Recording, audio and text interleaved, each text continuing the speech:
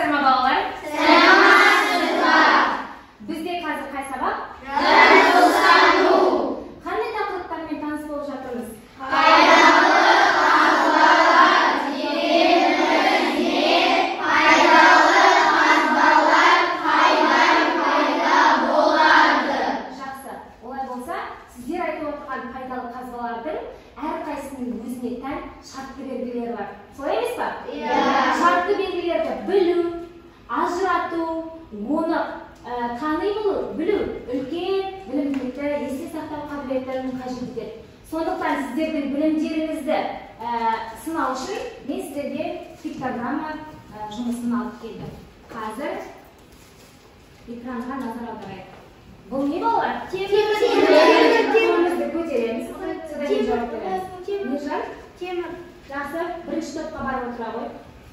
Ақылбек.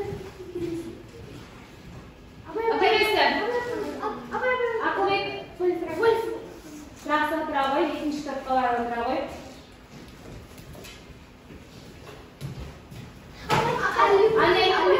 Алюминий. Үшінші топқа бара ғой. Келесі. Гаухар. Бұл не? Кім айтады? Тамаша, сазбалшық. Келе ғой. Отырғандар жауап бермейміз. Дұрыстап отырамыз. Төртінші топқа барады. Екінші топқа барады. Отыра ғой, екінші топ. Бұл не? Молодец. Төртінші топқа бара ғой. Бұл не? Аяру. Тамаша, келе ғой. Бірінші топ. Бұл. Гаухар. Келе ғой. Үшінші топқа барамыз. Бұл не?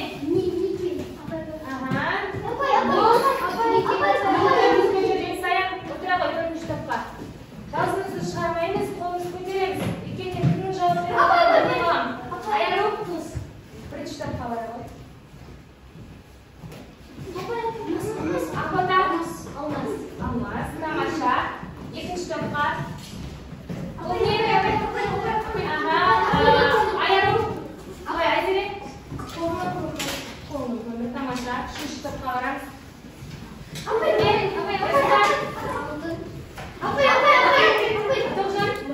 Мұнай дейді, дұрыс. Келесі. Айзере. Тамаша. Отыра ғой. Бұл не? Екінші топқа барып отыра ғой. Мұнай емес. Шатасы ма? Жанасыл? Газ, иә. Келесі. Бұл не? Алина. Жақсы, әріптес дейді, тамаша. Бара ғой. Үшінші топ. Бұл не? Бұл не? Молодец, төртінші топқа. Келесі. Бұл не? Төртке келе ғой, төртке. Адина. Бұл не? Саз, тамаша.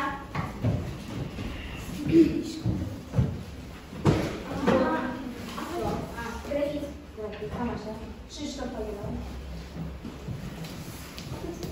Адина. Молодец, төртінші топқа келе ғой. Ленар, туз.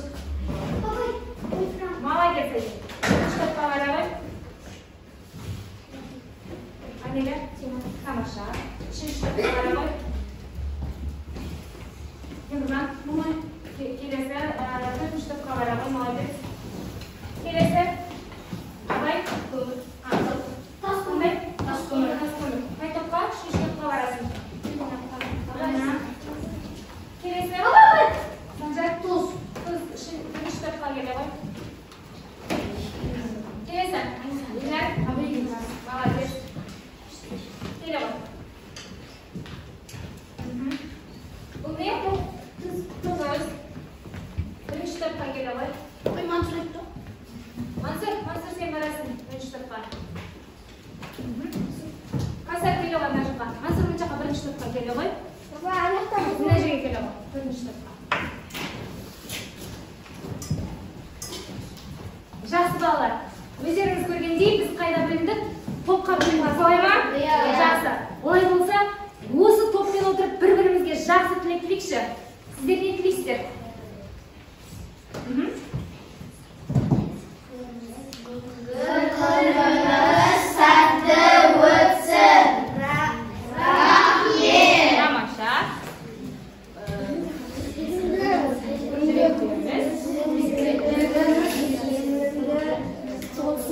Тағы. Жүректеріміз мезгіл болсын. тамаша. Бүгінгі сабаққа белсенді қатысайық. Рахмет. Жүрегіміз мейірімге толы болсын. Тамаша. Жақсы балалар. Сіздерге де сәттілік тілеймін. Жүректеріміз мейірімге толып, бір-бірімізге қамқорлық жасап, топпен белсенді жұмыс істеуге шақырамыз. Олай болса, әр топтың алдында бірінші топтың басшысын Айзере етіп сайлаймын. Алдыларыңызда бағалау парағы тұр. Әр тапсырма сайын баға қойып отырамыз. Сабақтың соңында осы бойынша бағалайтын боламын. Екінші топтікі Ақбота болсын. Үшінші топтікі Гаухар болсын. Төртінші топтікі Дарагүл болады. Жақсы. Тапсырмалар түсінікті ғой? Топ басшылары түсінікті ма? Жақсы. Олай болса, алдыңғы сабақтағы білімімізді нақтылау үшін қазір ойындаймыз.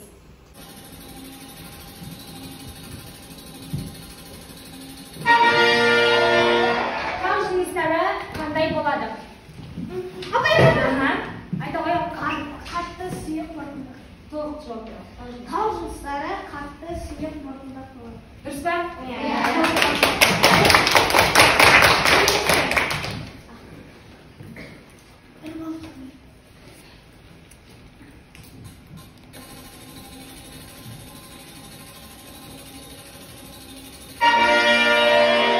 Ашық әдіс дегеніміз не? Алина? Ашық әдіс дегеніміз ол жердің қабығынан қазып алынған Әдіс. Оны қандай әдіс тағы да? Кім толықтырады? Асан әлі? жер бетіне жақын жатқан кенді эскаватормен қазып соны ашық әдіс Деп атайды. Яғни немесе оны қандай әдіс дейді? Ол жерде не тізілетін еді? Сосын не істейді оны? машинаға тиеп Өңдеу орталығына апарады. Тамаша. Өңдеу орталығына апарады. Жақсы. От шашумен бағалап қояйық.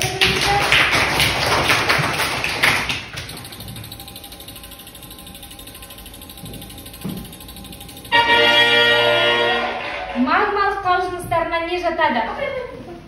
Ержан Сәрсенғали. гранит, темір, алтын, күміс. Дұрыс па?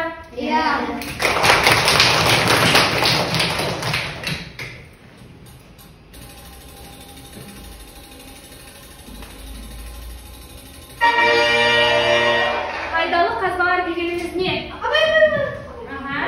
Шағы, ботагөз. Жер қысынан адамға қажетті затты қазып алып, пайдалы ресурстарды пайдалы қазбалар деп атаймыз. Дұрыс па?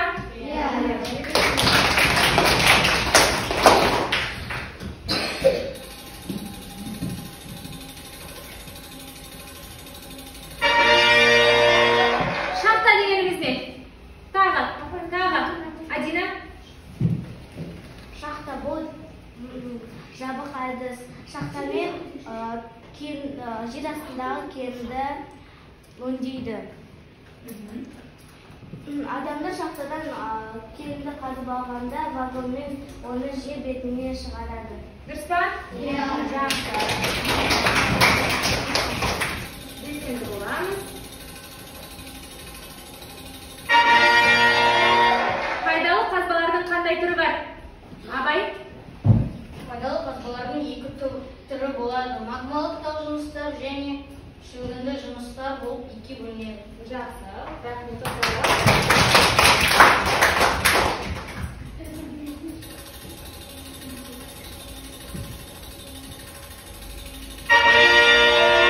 Шөгінді тау жыныстары қалай пайда болады?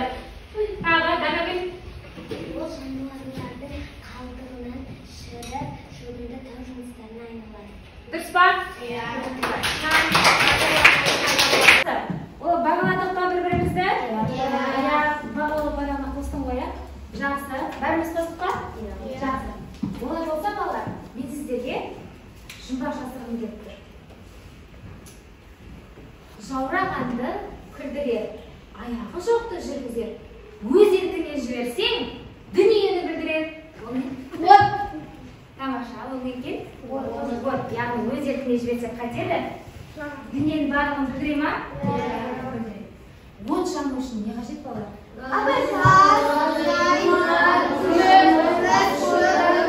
Қолымыз көтеріп айтаршы. Газ керек болуы мүмкін. Жақсы. Көмір керек, я? Тағы. Мұнай керек болуы мүмкін. Ағаш керек болуы мүмкін. Жақсы. Олай болса, бұлардың торфты біз не деп атаймыз? Шымтезек деп атаймыз, я? Ауылда әжелердің қиқы жатқанын көрдіңіздер ме? Иә, бұл ғылыми тілде торф деп аталады екен. Яғни шымтезек. Солай ғой? Жақсы. Бұлардың ішінде пайдалы қазбаларға не жатады білесіздер? Не жатады бұларға?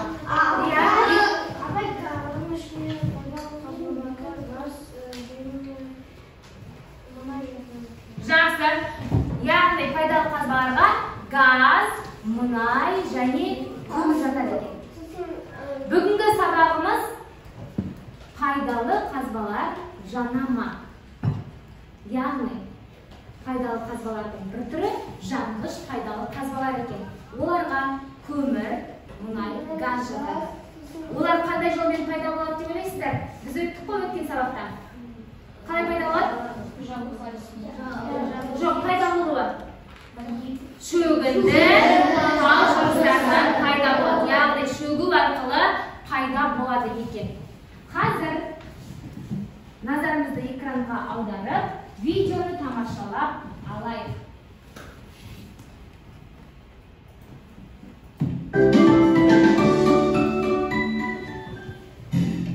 Ерте кезеңде адамдар жер астынан қара су шығатынын байқаған. Оны үй қабырғаларынан су өтпес үшін құрылыс цементіне қосуды ойлап тапқан. Сонымен қатар оны қайықтарды герметизациялауда пайдаланған. Оның негізінде тері ауруларынан дәрі жасап, тұрғын үйлерде жарық ретінде жақты. Мұнай сөзінің қашан пайда болғаны белгісіз. Белгілі бір көзқарастар бойынша ежелгі парсы тілінен жер астынан шыққан бір нәрсе дегенді білдіреді. Қара алтынды саудалаудың біздің заманымызға дейін болғаны мәлім. Алғаш рет мұнайды 2000 жыл бұрын ежелгі Қытайда өндіре бастаған. Бамбукты пайдалана отырып, кішігірім скважиналардан мұнай бұрғылаған. Мұнай өндіру тарихында алған қадам басу 19 ғасырдың ортасында болды. Ол теориясы деп атайды, және оны биогендік теория деп те атайды. Бұл теорияға сәйкес, жер бетінде миллион жыл бұрын өмір сүрген микроорганизмдерден пайда болған. Олар жер бетінде болған. Уақыт өте келе, оның үстін тау жыныстары басып, жер астында қалған. Онда қатты қысым мен жоғары температурада компоненттер сұйылады. Кейінірек болашақ мұнай ауасыз миллиондаған жылдар бойы сақталады. Кейде арасында газ да бөлініп отырады. Дайын заттек өз орнында мәңгі қала алмады. Сол себепті ол жер астынан жоғары қарай ұмтылды. Бірақ белгілі бір сәтте қатты жер қабатына тіреліп шығуға мүмкіндік алмады. Бұл қақпан мұнай коллекторын жоғарыдан жауып тұрады деп айтуға болады.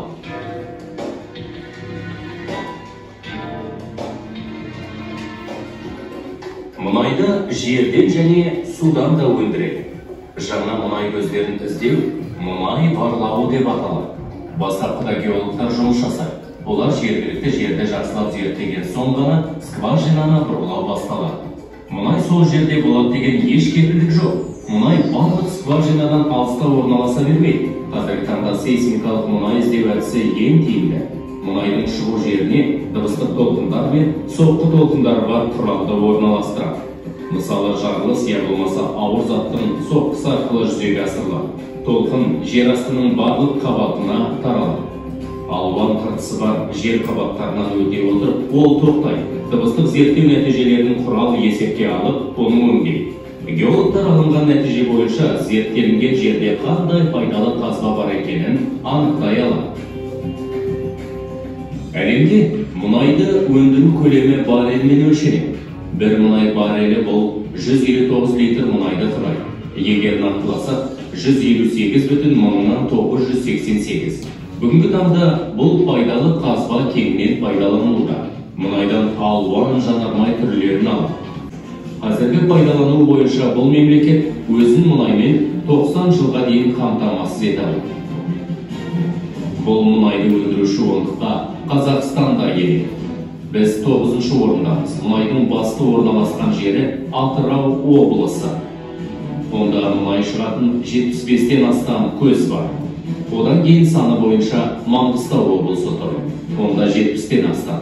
Бастысы, оның көбі әлі толық зерттелмеген.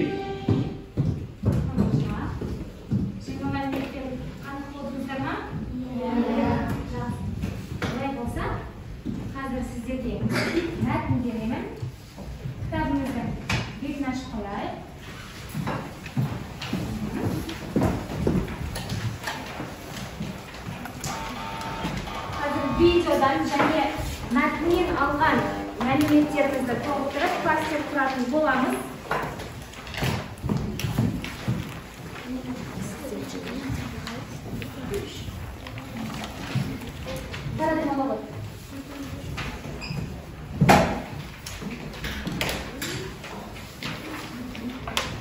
Бір-бірден ала қой, оқимыз. Сіздерге берілетін уақыт 3 минут. Мәліметпен танысамыз 3 минут бойы.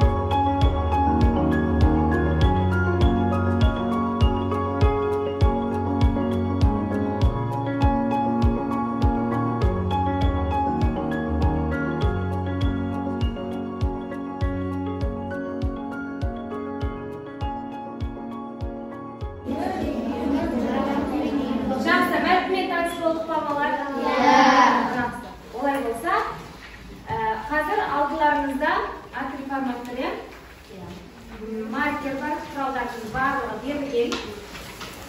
Бірінші топ мұнай туралы кластер құрамыз. Тыңдап аламыз, қолымызды қоямыз. Бірінші топ мұнай туралы кластер құрамыз. Ол жерде және бірінші топ сіздер не туралы? Тас көмір, сіздер газ туралы. Осы үш топ тыңдайды. Бірінші, олардың қасиеттері, қай жерде алынады, яғни таралу аймағы, және оның адам өміріне маңызы қандай. Осы туралы кластер құрамыз, осы заттар болу керек сіздерде. Ал төртінші топ, осы біздің жанғыш пайдалы қазбалар Қазақстанның қай өңірлерінде кездеседі. Қазір сіздерге карта беремін. Бұл пазлды құрастырып, кеннің мекеннен табамыз. Таралу аймағын, шеттеріне жинап қоя ғой, кітаптарында. Қазақстанның картасын тез құрып жібереміз. Бұл белгілер. Браво.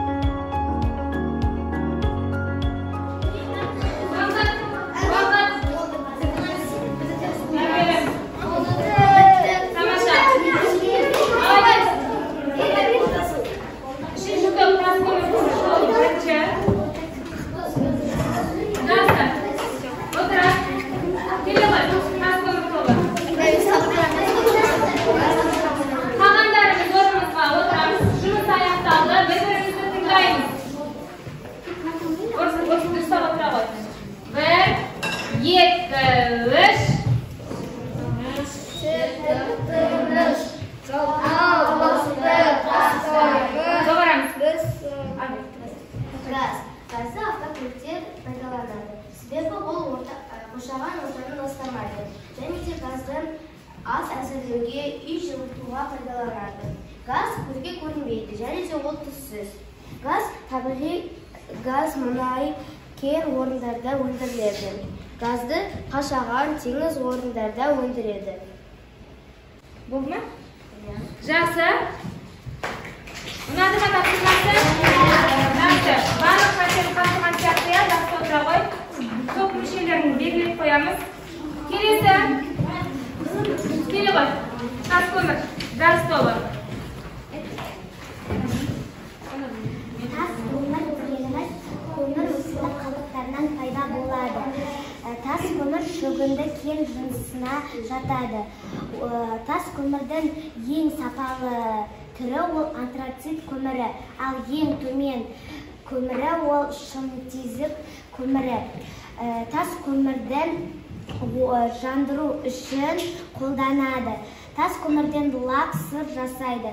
Тас көмір қара немесе қара сұр түсті болады. Тас көмір көбінесе Екібастұз, Қарағанды облысында орналасқан. Тамаша. Қазір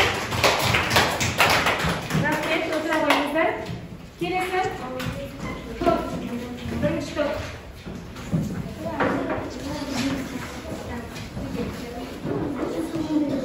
Иә, топтық жұмысқа бір-бірден бағалап қоямыз.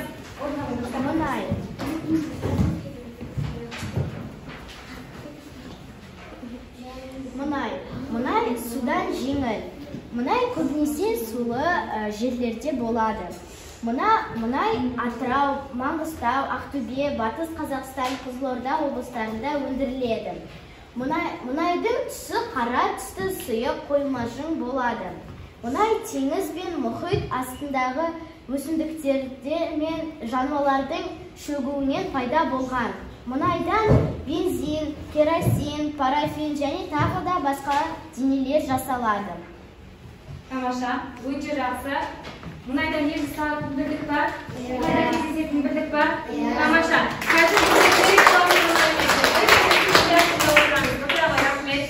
Келесі топ, орнымыздан тұрмаймыз.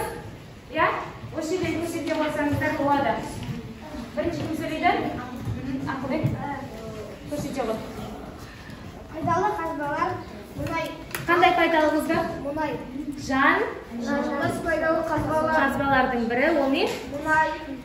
Мұнай Маңғыстау облысы, Атырау облысы, Батыс Қазақстан облысында бар. Және Қызылорда облысында бар. Жақсы, дұрыс па? Тамаша, келесі мәлімет кім айтады?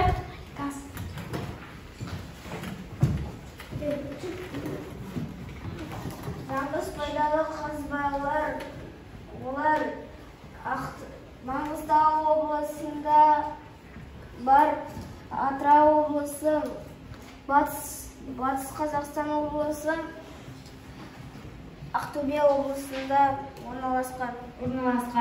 Ол қандай пайдалы қазба? Жанымыз пайдалы. Қандай пайдалы қазба? Жоқ, мынау не? Не туралы айтып жатырсың? Тұз туралы. Газ туралы. Жақсы, дұрыс айтасыз. Газ туралы айтып жатыр, ақылда дұрыс түзеп жатыр. Келесі кім? Айлин, айта ғой. Сен не туралы айтасың? Көмір Екібастұз, Қарағанды, Қызылорда облысында бар. Олар қандай әдіспен алынады екен? Жабық әдіспен. Барлық жабық әдіспен алынады екен? Жоқ. Мұнай бұрғылау әдіспен алынады. Жоқ. Көмір қандай әдіспен? Ашық бұрғылау. Екі әдіспен алынады екен, абай айта қойшы. Ашық әдіспен қай жерде алынады? Ол қай жерде алынады? Молодец, қай жерде? Екібастұзда ашық әдіспен алынады екен. Ал жабық әдіспен қай жерде алынады дейді? Қарағандыда алынады. Сол туралы мәлімет берілген ғой сіздерде. Міне тұр бар. Үшінші абзацта кездеседі. Мәтінді толық оқуымыз керек. Яғни көмір екі түрлі әдіспен алынады екен. Біріншісі қандай? Ашық әдіс. Ол қай өңірде өндіріледі екен? Екібастұз. Яғни карьер әдісі арқылы өндіріледі, карьер пайда болады. Ал келесісі қандай әдіс? Жағылған. Ол шахта. Ол қай өңірде? Қарағанды өңірінде шахта әдісімен өндіріледі екен. Түсіндік па? Пайдалы қазбаларды білдік па? Жақсы. Бағалау парағына бағамызды қойдық па? Бір-бірімізді бағаладық па? Жақсы. Пайдалы қазбалардың қасиеттерін, кездесетін өмірлерін, күнделікті өмірде не үшін пайдаланатынын білдіңіздер, солай ма? Олай болса, сол білімдерімізді пайдаланып, қазір біз мен зерттеушімін деген тапсырма орындаймыз. Ол үшін біз зерттеу алаңына келеміз. Бірінші топтан жаңа кім шыққан жоқ? Санжар келе ғой.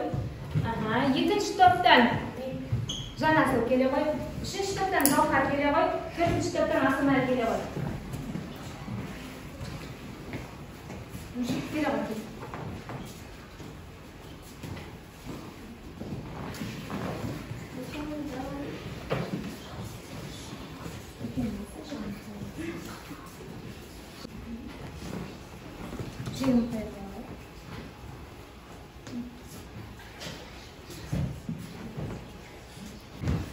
Жақсы.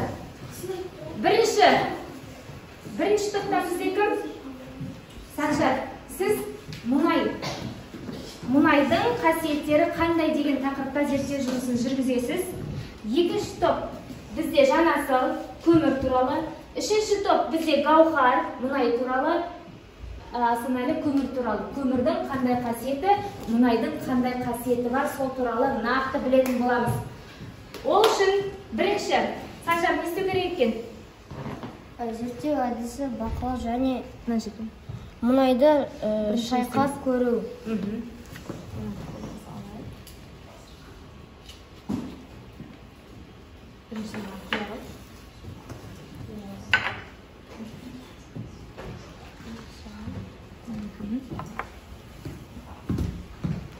Гаухар, сен де жұмысын жасай бер. Мұнайды қағазға салып көр.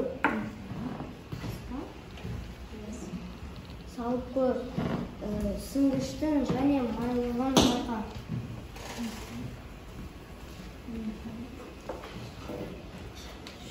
Түсін анықта.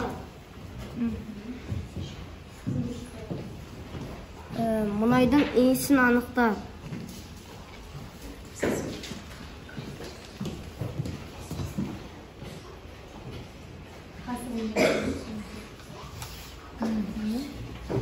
Дәптерді бетіп қозғап көре ғой. Қағазды қозғап көреміз. Қағазды қозғап көре ғой.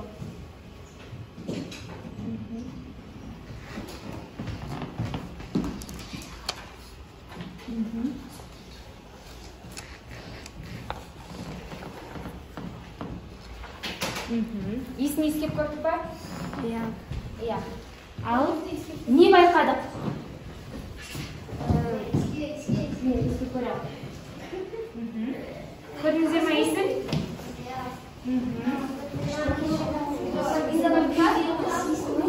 Ескеп тұрмасыздарге?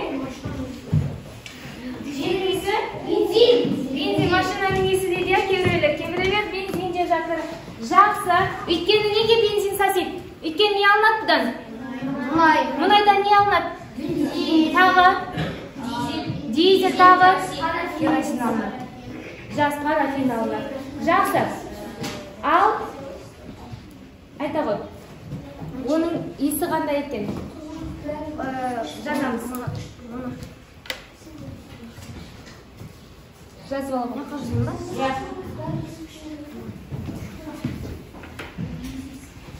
Жазып. Сендерді көмір, ясын әлі оқы. Бірінші несін көрі керек? Көмірдің қасиеттері қандай? Не істеу керек? Көмірдің алып алғанмен күйін анықта. Жанасыл ұрып көре ғой. Жақсы. Келесі. Оқы ғой. Көмірмен қағазға сызып көр. Көмірмен қағазды көреміз. Ізін қала ма екен? Иә. Иә, қалады. Ал Жанасыл жаңа сен ұрып көрген кезде не байқадың? Ол қандай екен? Көмірдің ұрған кезде ол қандай? Жұмсақ па, қатты ма? Қатты. Жақсы. Көмір қатты екен. Оны сызған кезде, қағазға, ақпаратқа сызған кезде не қалды? Ізі қалды. Келесі. Түсімен жылтырын анықта. Жанасыл түсі қандай? Түсі қара. Қара. Ол жылтыр ма, жылтыр емес па? Жылтырай ма, қарап көре ғой. Жылтырайды, яғни қандай? Жылтыр. Келесі. Иісін анықтап көреміз. Иісі жоқ. Иісі жоқ. Иісі жоқ. Тамаша. Келесі қайда саламыз? Суға. Иісі жоқ болса не дейміз? Иіссіз дейміз. Суға саламыз. Еріді ма? Ериме екен? Жоқ. Еримейді екен суда. Жақсы, ерігіштік қасиеті жоқ. Жақсы. Олай болса, жаза ғой. Түсі, иісі.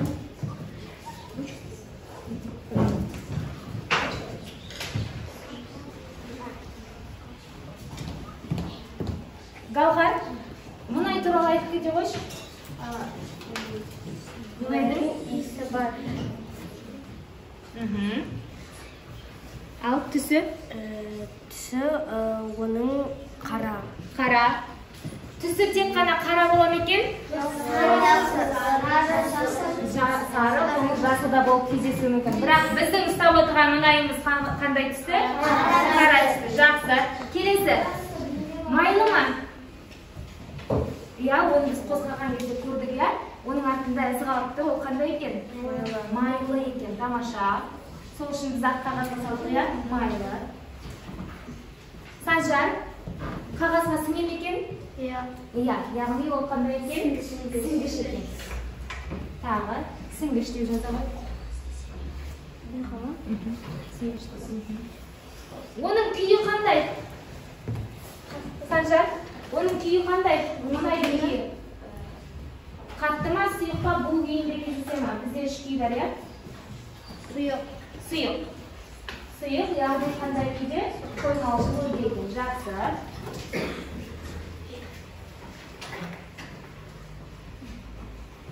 Өзіңізді жазып.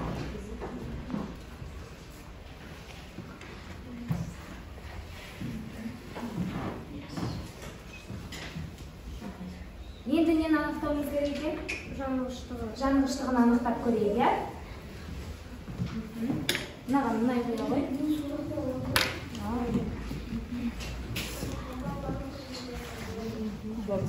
Көп қима.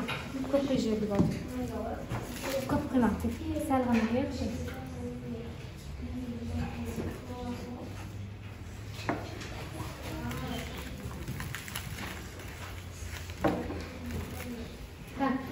Бірінші жағы ғой.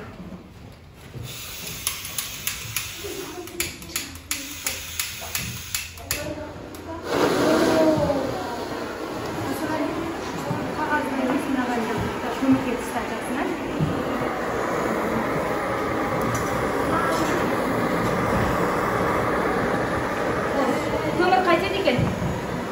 Көмір қандай екен? Жана ма? Жанбай. Ол лапылдап жанбайды, маздап жанады. Қайтып жанады екен? Маздап жанады. Міне, көрдіңіздер ма? Қызыл шоқты. Қызыл шоқты көрдіңіздер ма? Бұл маздап жанып жатқан міне шоқ. Көмір не істейді екен? Маздап жанады. Көмір маздап жанады. Жақсы. Келесі. Мұнай. Апай,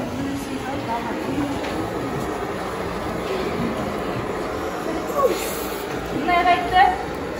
Саған екен? Мұнайға да екен? Жанғыш. Жақсы. Жақсы. Мұнайдың түсі қара, және де оның иісі бар. Ол өте майлы. Мұнай сіңгіш. Ол сұйық қоймалжың күйде. Және де ол жанғыш. Жанғыш, тамаша. Келесі. Кім? Жанасы сіз ба болдыңыз ба? Айта ғой. Көмір туралы айта ғой. Көмірдің түсі қара. Көмірдің иісі иіссіз оның иіс. Ергіштігі ермейді. Жылтырлығы қара болып жыртылайды. Күйі мазғыш.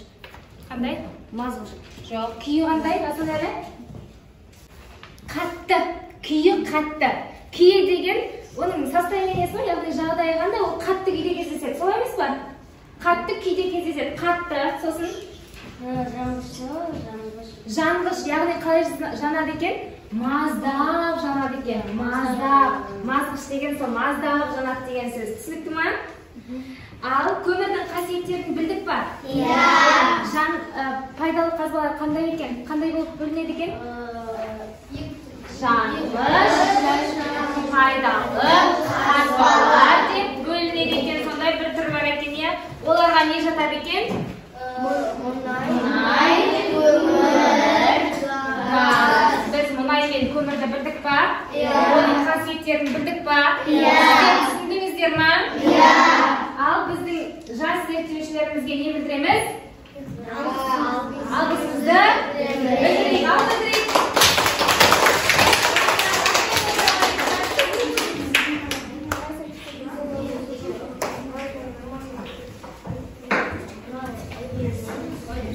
Тапсырма ұнады ма? Иә. Жақсы. Бағалау парағына қойып қойдық па бағаларын? Жақсы. Бүгінгі сабақ түсінікті болып жатыр ма? Иә. Жақсы. Олай болса сіздер нені білдіңіздер? Нені түсіндіңіздер? Соны білу үшін мен сіздерге жалған және ақиқат деген тапсырма алып келдім. Яғни бұл жердегі мәтіннің қайсысы ақиқат, қайсысы жалған екенін жұбыңызбен анықтайсыз. Жақсы ма?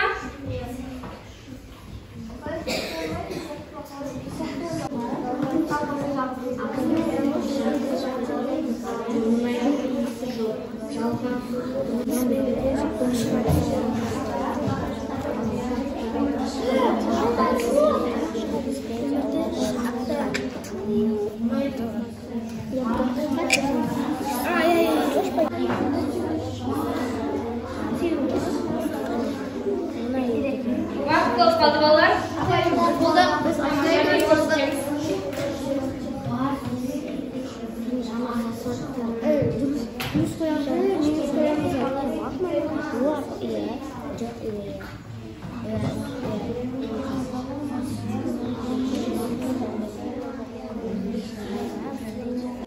Жанғыш пайдалы қазбаларды ажырату арқылы пайдалы. Жақсы. Аяқтасақ, біздің бірінші аяқтаған жұбымыз ол Айзере мен Аяру. Қазір Айзере мен Аяру бірінші сұрақты оқиды. Сосын сіздер не бересіздер? Жауап бересіздер. Сөйтіп тексереміз. Жақсы ма? Сіздер жауапты айтпайсыздар да. Содан кейін. Ал кетіңіз. Бір, екі, үш. Тыңдаймыз. Жанғыш пайдалы қазбаларға көмір, мұнай және газ жатады. Ақиқат. Ақиқат па? Барлығыңызда ақиқат па? Жақсы. Жарайсыздар. Келесі сұрақтар. Аяр оқиды. Мұнайдың иісі жоқ. Жалған. Оның иісі бар. Дұрыс па? Иә, ол жалған екен. Кімдер қате, кімдер дұрыс болды? Емре отырамыз. Жақсы. Келесі Айзере. Сұйық және қоймалжың зат. Жалған. Қандай? Дұрыс па? Жалған екен. Иә, ол қандай көмір? Көмір қатты. Түсі қандай? Қара және жылтыр. Өте жақсы Данагүл. Сабаққа белсенді қатысып отырған оқушыларды менің көзім шалып отыр. Жақсы, келесі Айару. Көмірді шақты әдісімен де, ашық әдіспен де алуға болады. Жарайсың, өте жақсы. Дұрыс па? Тамаша. Жанғыш пайдалы қазбалар магманың қатуы арқылы пайда болады. Қандай әдіспен алынады?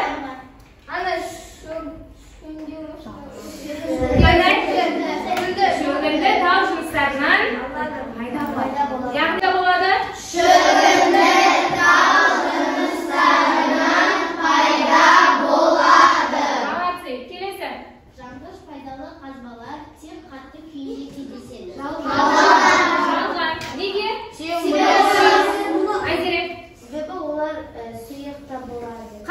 Мысалы, сұйық не болды? Мысалы, Мұнай сұйық. Тағы қандай кедергі бар? Мұнай болмағыжың тағы. Көмірші. Қарды, ал қалып жанғыш пайдалы газбамыз не еді? Газды қандай? Газ күйінде кездеседі, иә? Газ күйінде кездеседі екен. Жақсы. Мәліметтерімізді білдік па? Тапсырманы орындадық па? Кімде барлығы дұрыс? Барлығы дұрыс. Бізде бір қате. Сізде бір қате. Қателерімізді түзедік па? Қателерімізді түзедік па? Қай жерде қателерімізді? Дұрыс айтасыздар. Қандай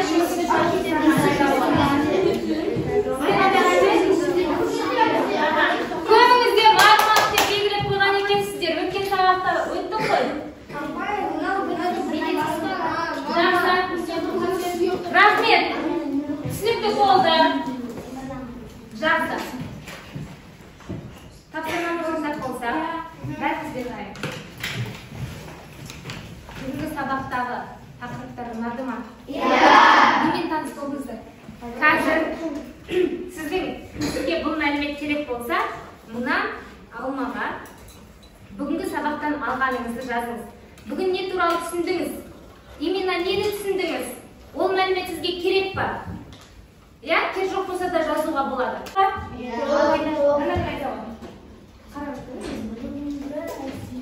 Мен сабақтан жанғыш пайдалы қазбалар неше топқа бөлінетінін, олар қай жерлерде өндірілетінін білді. Бүгінгі сабақ қатты ұнады. Не пайдалы қазбалар, не керек түсіндім. Мұнай көмірден не жасалатынын, не алынатынын білдім. Жақсы, келе ғой. Яғни бұл саған өмірлік азық болып керек па? Онда сен қайда саласың оны? Чемоданға салып, өмірлік азық ретінде алып кетесің. Данагүл келе ғой, жабыстыра ғой. Келесі, Ақбота.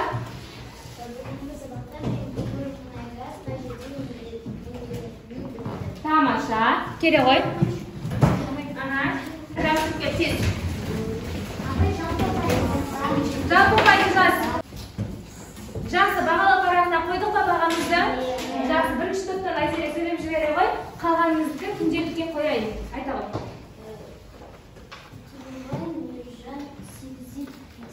Неліктен? Өйткені ол фортунамен жеке жұмысты дұрыс орындаған жоқ. Жақсы, қалған жұмыстарға белсене қатысты, иә? Сондықтан да оған 8-де 5. Келесі?